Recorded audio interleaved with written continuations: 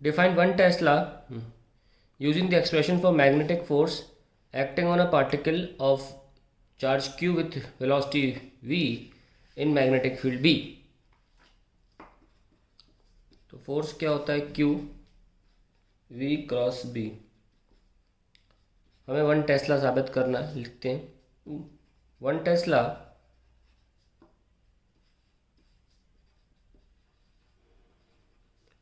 is that force experienced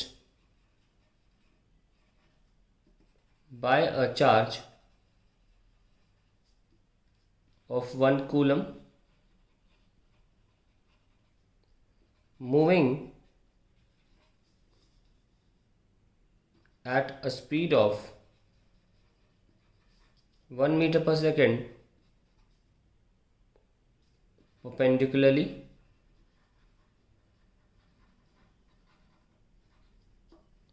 in a magnetic field region.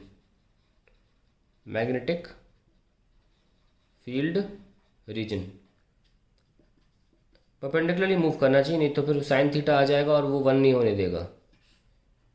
So q will be 1 coulomb, this velocity will be 1 metre per second and this region of magnetic field 1 tesla. ये लिखना भूल गए थे, सब कुछ 1 होना चाहिए.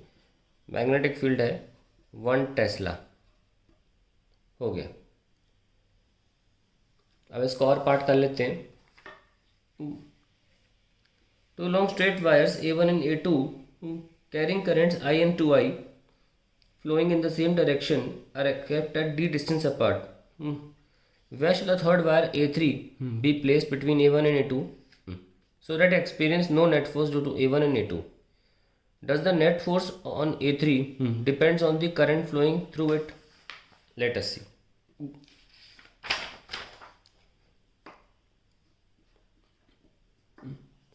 और पार्ट, 2 वायर्स हैं A1 एंड A2,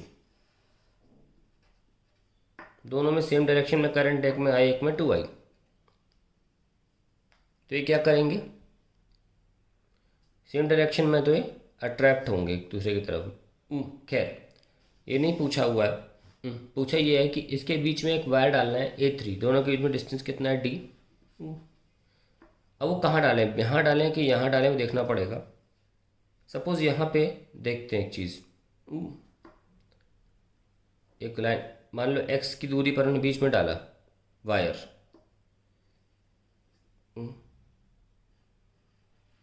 A3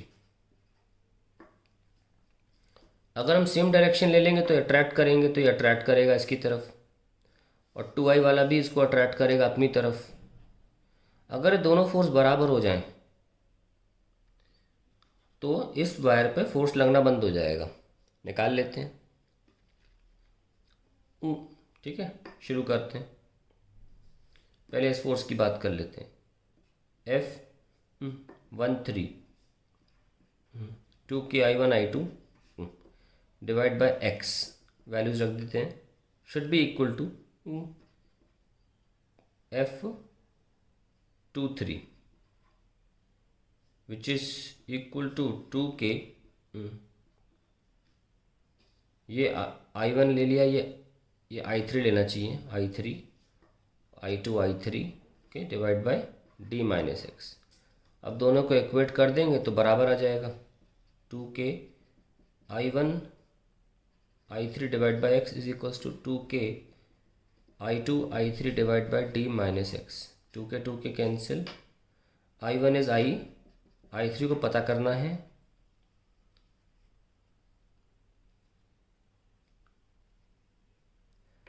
और divide by x is I3 भी कैंसिल हो रहा है ना.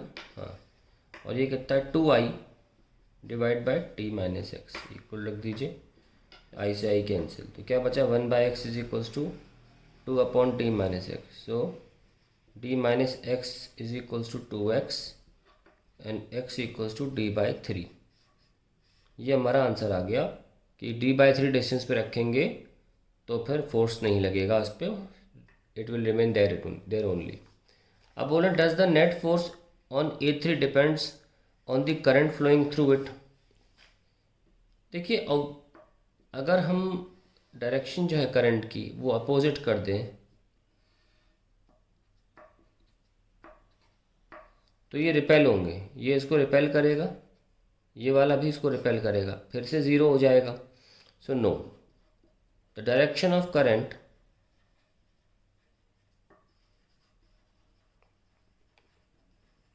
on A3 will not affect the position of wire, will not